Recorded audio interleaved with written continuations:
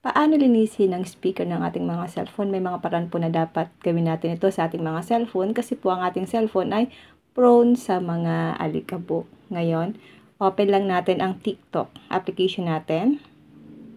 Dito po sa may search engine, itype lang natin ang speaker cleaner. Gawin nyo po ito guys. At dito, hanap lang kayo dito ng isang video at patunogin nyo po ng hanggang 3 times.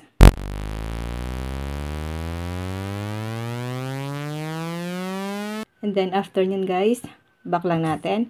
Punta naman tayo sa ating mga phone settings. Ang gamit ko po ay Android. Dito, hanapin nyo po ang sounds and vibration. Tap lang natin ito. Kung meron po kayo dyan nakalagay na volume, itap nyo po yung volume.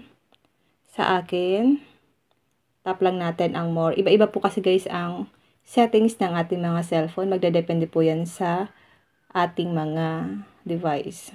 At dito sa volume button function, kailangan po naka-media volume yan.